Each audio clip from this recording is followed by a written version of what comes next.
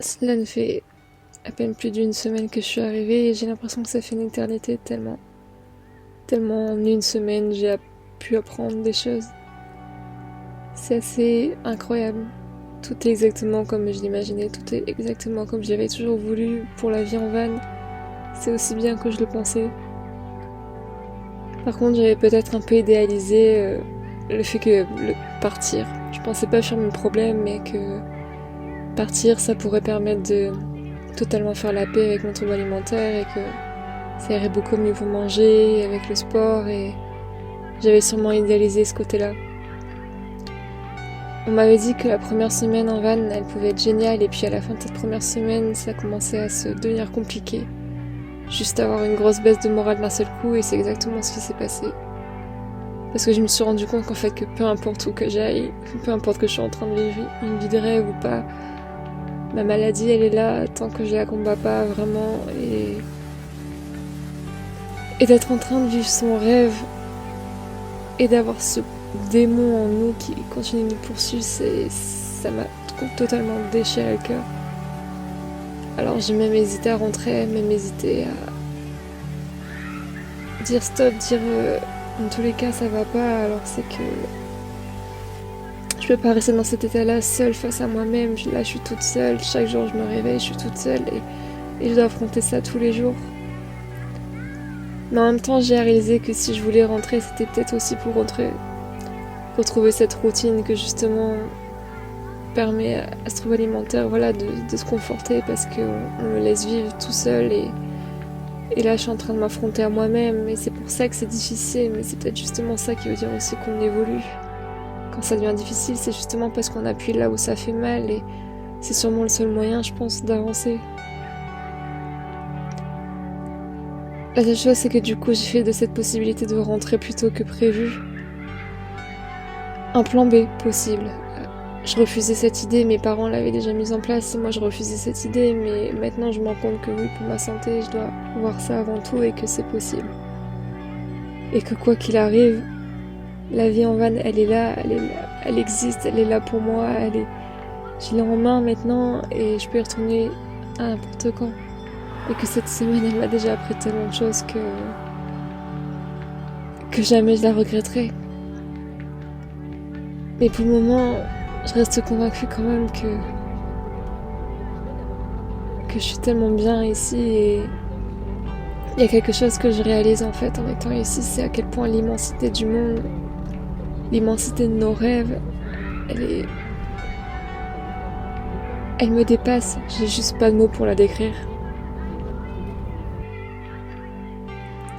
C'est ça qui fait battre notre cœur, c'est de vivre des choses comme ça, de vivre des expériences absolument uniques, de prendre des risques et de vivre ces choses. Et quand notre cœur commence à battre plus vite que toutes les pensées dans notre tête, c'est là qu'on peut aller mieux. Parce que le reste du temps, si on fait rien, on est juste seul avec ses pensées, elles continuent en boucle dans notre tête et on n'en peut plus. Tandis que si on fait son cœur battre encore plus vite que ses pensées, ça peut les dépasser. Et c'est pour ce cœur qui bat à fond, à 1000 à l'heure, à chaque fois qu'il voit un paysage unique, qui s'arrête tellement c'est tellement ça a coupé le souffle. C'est pour ces choses-là, en fait, qu'on doit continuer d'expérimenter, de prendre des risques, de faire des choses folles et juste de poursuivre ses idées. Parce que juste, c'est ça qui fait se taire, en fait, c'est dans nos têtes l'immensité de la nature autour de nous, l'immensité du fait d'accomplir un projet, l'immensité en fait de se retrouver face à soi-même, c'est ça qui rend si petit en fait. Toutes ces choses qui se passent dans notre tête, toutes ces choses qui peuvent nous nuire au quotidien. Et il y a une chose aussi que je me rends compte, c'est vraiment ce fait en fait d'être seul avec soi-même. Chaque jour quand on se réveille. Peu importe que ce soit parce qu'on vit justement en van et que du coup on s'isole, peu importe, à partir du moment où on réalise son rêve, on se retrouve face à soi-même, parce que même si notre rêve il s'accomplit au milieu des autres, c'est tellement quelque chose à nous, tellement quelque chose de profond que c'est comme si on était tout seul en fait face à ça. Et en fait, c'est se retrouver face à soi comme ça, tout seul, qui est le plus effrayant sûrement. Et je crois que c'est pour ça aussi que tant de personnes, en fait, ont peur aussi d'accomplir leurs rêves, c'est juste le fait de ne pas s'aimer soi, en fait, et de refuser d'être seul avec soi-même avec sa pensée la plus profonde, de refuser de croire que celle-ci est légitime, de refuser de croire que celle-ci puisse tenir, de refuser de croire qu'on est pas assez fort, parce que j'aime pas ce terme, mais qu'on est quelqu'un, en fait, tout court, pour pouvoir vivre ça. Alors que là, quand on se retrouve face à soi, on se rend compte, en fait, de tout ce qu'on peut faire, et on se rend compte que, ouais, c'est reposer sur soi, c'est quelque chose d'immense, en fait. Et c'est en même temps quelque chose d'extrêmement difficile, et c'est pour ça aussi qu'on se le refuse tellement, en fait. Juste de passer quelques minutes avec soi-même. On se le refuse tellement parce que c'est effrayant. Qu'est-ce qu'on va se dire à soi? Qu'est-ce qu'on pense de soi? Qu'est-ce qu'on pense de nous? Alors je pense pas que partir à l'autre bout du monde, ce soit fuir la société, ce soit fuir le jugement des autres. Parce qu'en fait, le pire jugement qu'on puisse recevoir, c'est celui qu'on a pour soi-même. Et je m'en rends compte là en étant seule ici et que justement ça être face à... J'ai toujours pensé que j'aimais la personne que j'étais. J'ai des gros problèmes avec moi-même, avec mon corps, mais ma façon d'être, ma façon de penser, j'ai toujours été en accord avec ça. Et là, je me rends compte qu'en fait, en étant sur la route, qu'on n'est jamais satisfait de soi, qu'on s'aime jamais assez en fait pour juste se retrouver seul avec soi-même. Et l'amour de soi, en fait, c'est quelque chose qu'on peut peut-être jamais se donner finalement, et c'est pour ça qu'on a autant besoin des autres aussi. On peut se donner de l'amour propre, mais il est jamais inconditionnel, il est jamais là à 100%. Et c'est pour ça que je pense que l'expérience de partir en voyage, c'est ça qui est le plus précieux. Parce que la seule et unique chose qui n'a pas de jugement sur nous, c'est le monde autour de nous, la nature.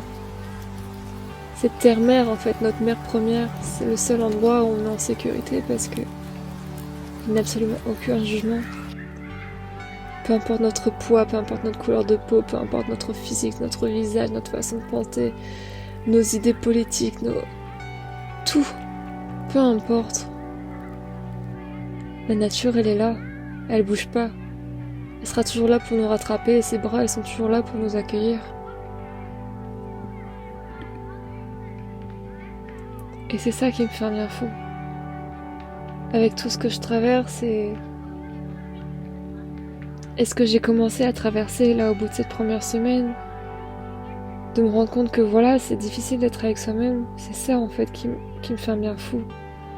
C'est juste d'ouvrir les yeux, regarder autour de moi et de me rendre compte que juste faire une pause dans mon mental et me dire que entre il y a 1 heure quand je me suis réveillée, que j'avais encore rien en tête, et là où c'est absolument un bazar pas possible dans mes pensées, où je me déteste, où j'ai l'impression que rien ne va et où j'ai l'impression d'avoir une vie qui correspond pas du tout, qui ne fait aucun sens.